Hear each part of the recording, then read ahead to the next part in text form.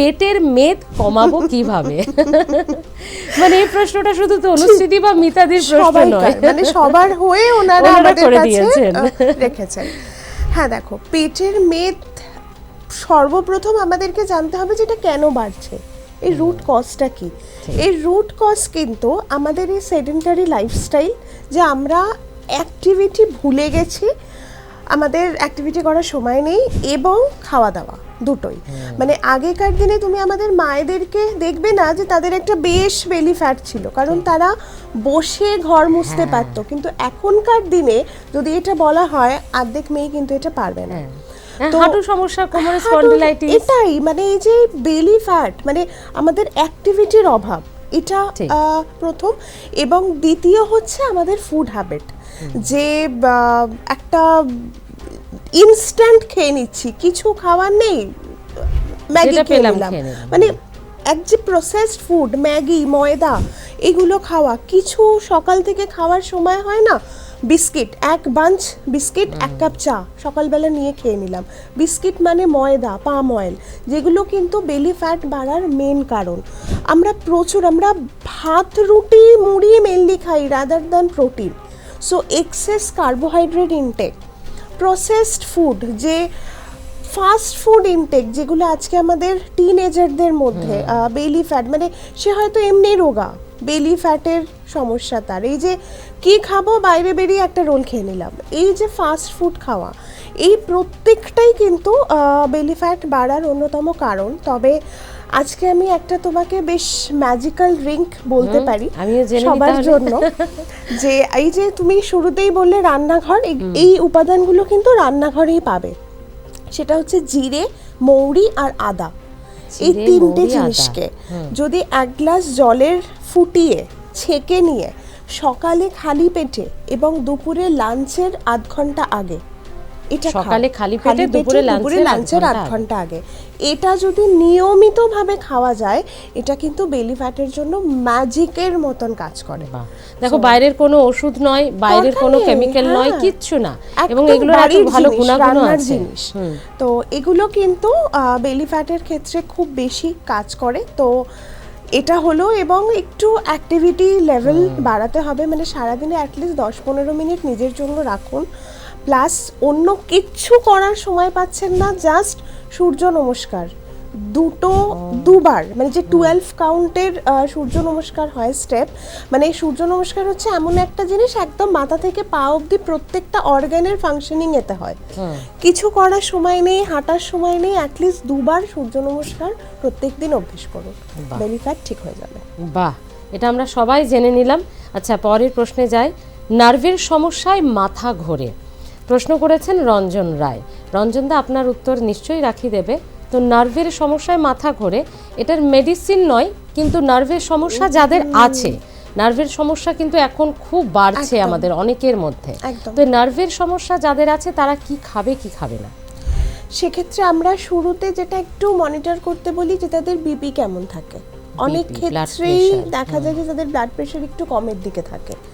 তো সেই যদি মানে সেটা কমের দিকে থাকে, তাহলে আমরা একটু আয়রন রিচ খাবার, মানে যেটা মাংসের মেটে হোক, বা যার মধ্যে গ্রিন লিফি ভেজিটেবল যেগুলো হয়, শীতকালে এখন পালং শাক, তো এই ধরনের একটু আয়রন রিচ খাবার তারা ডায়েটে রাখুন।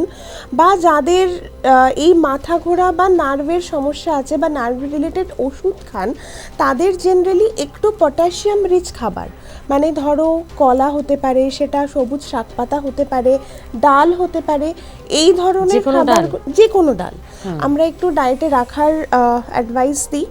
নুনটা কম, মানে নুন একদম কম, মানে যেটুকু রান্নায় না দিলে নয় ওইটুকুই। অ্যালকোহল ইনটেক বন্ধ, মানে আমি লিমিট বলতে পারি না, আমি অ্যাভয়েডই বলছি এই ক্ষেত্রে।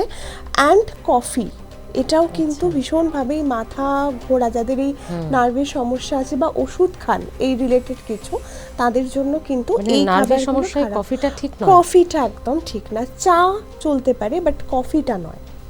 এই ক্যাফিন ইনটেকটা আমাদের নার্ভকে কি করে বলতো, আরও মানে হয় স্টিমুলেট করে, নয় রিল্যাক্স করে।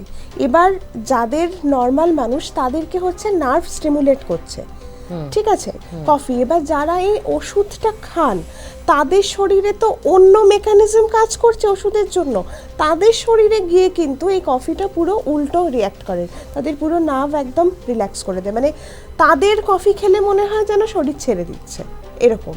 তো সেই ক্ষেত্রে আমরা তখন কফিটা খেতে বারণ করি। চা চলতে পারে, তাতে অসুবিধা নেই, কিন্তু কফিটা না। এখানে আমার একটা প্রশ্ন আছে, আমার প্রশ্ন, ব্ল্যাক কফি ভালো খাওয়া? মানে আমি কোনো রোগ জ্বালাতে বলছি না, ব্ল্যাক কফি ভালো? ব্ল্যাক কফি খাওয়া খুব ভালো, মানে ব্ল্যাক কফি আমাদের মেটাবলিজমকে বাড়ায়, বা যেটা ধরো আমাদের একটু এনার্জি দেয় যে হরমোনটা ডোপামিন, তো সেটার সিক্রিশনে ব্ল্যাক কফি হেল্প করে। মানে ধরো তুমি ওজনে অত রিফ্রেশিং লাগে, মানে তুমি প্রত্যেক দিনই ভাবছো জিমে যাব, ওয়ার্কআউট করব, কিন্তু সেই এনার্জিটা পাচ্ছ না, তো ঠিক ওই যে টাইমের তুমি আধ ঘন্টা আগে এক কাপ ব্ল্যাক কফি খাও, বাহ, সেটা কিন্তু ওই ডোপামিনের স্পাইকটা হতে হেল্প করবে। বাহ। আচ্ছা, এসা খান তিনি প্রশ্ন করেছেন, ক্রিয়েটিনিন বেড়ে গেলে কাঁচা হলুদ কি খাওয়া যায়? মানে উনি হয়তো কাঁচা হলুদটা খান রেগুলারলি, কিন্তু ক্রিয়েটিনিন হয়তো ওনার বেড়ে আছে। এসা খান তিনি প্রশ্নটা করেছেন।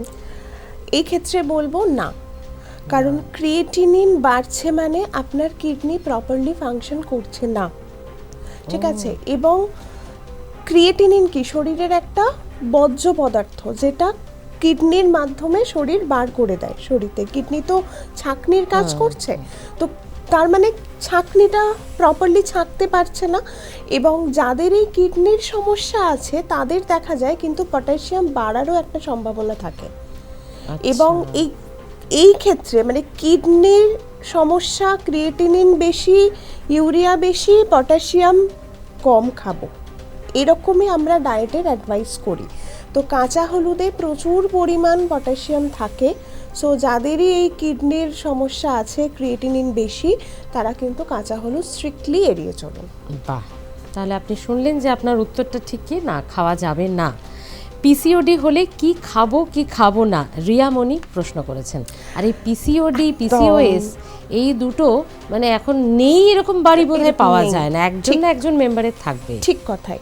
তো এই পিসিওডির ক্ষেত্রে কি খাবে? এটাও কিন্তু একটা লাইফস্টাইল ডিসঅর্ডার, যে পুরোপুরি তুমি কিন্তু আগে মানে অ্যাটলিস্ট 15 বছর আগেও কিন্তু এত পিসিওডি ছিল না, কারণ এই লাইফস্টাইল পুরোপুরি চেঞ্জ হয়ে গেছে। আমরা ব্রেকফাস্ট করার সময় নেই, সকালবেলা উঠে একটা মেয়ে জাস্ট খালি পেটে বেরিয়ে যাচ্ছে কলেজ, তো এই ব্রেকফাস্ট স্কিপ করা, ইনস্ট্যান্ট খাবার খাওয়া, সেডেন্টারি লাইফস্টাইল, এবং সব মিলিয়ে তাদের যেটা হচ্ছে হরমোনাল ইমব্যালেন্স, তাদের শরীরে যে ওই প্রোজেস্টেরন আর ইস্ট্রোজেন যে আমাদের মেনস্ট্রুয়াল সাইকেলে প্রথম 15 দিন, নেক্সট 15 দিন, এই পুরো হরমোনাল সাইকেলটা একদম নষ্ট হয়ে যাচ্ছে। তো সেই ক্ষেত্রে যাদের এই হরমোনাল ইমব্যালেন্স রয়েছে বা সিস্ট রয়েছে, মানে পিসিওডি অ্যান্ড পিসিওএস দুটোর ক্ষেত্রেই বলছি যে একটা ব্যালেন্স ডায়েট ফলো করা কিন্তু ভীষণ ইম্পর্ট্যান্ট। মানে ডায়েটই হচ্ছে অ্যাকচুয়াল ওষুধ পিসিওডির ক্ষেত্রে। মানে অনেক ডক্টরকে আমি দেখেছি তারা কোনো ওষুধ দেন না, শুধু বলেন ডায়েট, প্রপার ডায়েট করো, ব্যালেন্স ডায়েট খাও, ওয়েট মেনটেন করো, হরমোনাল ইমব্যালেন্সটাকে ঠিক করো, তোমার এটা আপনা থেকেই সলভ হয়ে যাবে। তো এই ক্ষেত্রে একদম ব্যালেন্স ডায়েট, সেরকম যাদের খুব বেশি তাড়া সকালবেলা বেরোনোর, আমরা কিছু ইনস্ট্যান্ট স্মুদি বা চিল্লা, মানে যেটা আর কি ওয়ান পট মিল হিসেবে আমরা খাই, হেলদি খাবারগুলো, প্রোটিন বেশি করে খাবো। তো এই কয়েকটা জিনিস, যে ব্রেকফাস্ট স্কিপ করব না, প্রত্যেক দিন কিছু একটা সিজনাল ফ্রুটস, মানে আমাকে কিউই খেতে হবে না, আমি শীতকালে কমলা লেবু খাবো, তো একদম বাড়ির কাছে পাওয়া যায় এরকম কিছু ফল আমরা রাখবো ডায়েটে। অ্যান্ড বেশ কিছু ডিটক্স টি পিসিওডির ক্ষেত্রে ভীষণ ভালো কাজ করে, লাইক ক্যামোমাইল টি, ব্লু টি, এইগুলোকে আমরা পেশেন্ট স্পেসিফিক ওয়েতে ডায়েটে ইনক্লুড করি। অ্যান্ড যে সিডসগুলো আছে, আমরা একটা সিড সাইকেল দিই, তো এই সিডসগুলোও কিন্তু flax seed, pumpkin seed, sunflower seed, এই সিডসগুলোও কিন্তু এই হরমোনাল ইমব্যালেন্সকে ঠিক করতে ভীষণ হেল্প করে। আচ্ছা তো এইভাবে যে তার সাইকেল কীরকম 28 দিন 30 দিন, তো সেই হিসেবে ব্যাপারটাকে আমরা ক্যালকুলেট করে তাকে আমরা সিট সাইকেল প্রেসক্রাইব করি। তো নিজে নিজেটা না করে একবার একটু দেখিয়ে নেওয়া দরকার কোনো এটা ডায়েটিশিয়ান। কোনোভাবেই মানে নিজে আমি সোশ্যাল মিডিয়া দেখে করলাম সেটা নয়, ঠিক। কারণ পিসিওডি এমন একটা প্রবলেম, আজকে মনে হচ্ছে যে হ্যাঁ সিস্টের সাইজ একদম ছোট, কোনো প্রবলেম হচ্ছে না, কিন্তু আজ থেকে 2 বছর পরে সেটা র্যাপিডলি চেঞ্জ হতে পারে। তো সেই জায়গায়, এবং এটা যদি কেউ বলে থাকে যে একদম কিওর হয়ে গেছে, এটা কিন্তু একদম ভুল কথা, এটা হয় না। এটা হয়তো একদম মানে সাপ্রেসড ওয়েতে আছে যে তোমার শরীরে কোনো ক্ষতি করছে না, কিন্তু একদম সেরে গেছে আমার আর সিস নেই, এটা কিন্তু বলা যায় না। কি কি খাওয়াটা উচিত না, খাওয়াটা না হয় কি খাবে সেটা একজন ডায়েটিশিয়ানের কাছে গিয়ে তার কেস হিস্ট্রি দিয়ে জেনে নেবে। এই যেটা তুমি যেগুলো বললে এগুলো খেতে পারেন, কিন্তু কি কি খাওয়াটা একেবারে তো উচিত এই ক্ষেত্রে আমরা ময়দাটা একদম বারণ করি, পিসিওডি থাকে। এবং যে অত্যাধিক ফ্রাইড খাবার সেটাকে আমরা বারণ করি। এবার কেউ বলবে যে আমি কি একদিনও খেতে পারবো না, মানে রেয়ার খাওয়া আর রেগুলার খাওয়ার মধ্যে তো তফাৎ আছে। চিট ডেও কিন্তু পিসিওডি ডায়েট প্ল্যানের মধ্যেই ইনক্লুডেড, যে তুমি চিট ডেতেও সারাদিনের অন্য খাবারগুলোকে কিভাবে ম্যানেজ করবে সেটাও কিন্তু আমরা তাদেরকে বলে দিই, যে তুমি বিরিয়ানি খাও তাতে তোমার কোনো অসুবিধে নেই, কিন্তু বাকি খাবারগুলোকে এইভাবে ম্যানেজ করতে হবে। ঠিক আছে, তো পিসিওডি নিয়ে যারা শুনছো তারা ভয় পেও না যে তোমাদের সব খাবার বন্ধ হয়ে গেল, সেটা একটা। অ্যান্ড অ্যালকোহল স্ট্রিক্টলি বন্ধ, স্ট্রিক্টলি, অ্যান্ড স্মোকিং। মানে আজকাল টিনেজারদের মধ্যে স্মোকিং এর একটা অ্যাডিকশন মারাত্মক, এবং সেটাও কিন্তু পিসিওডির একটা কারণ। সো স্মোকিং একদম বন্ধ।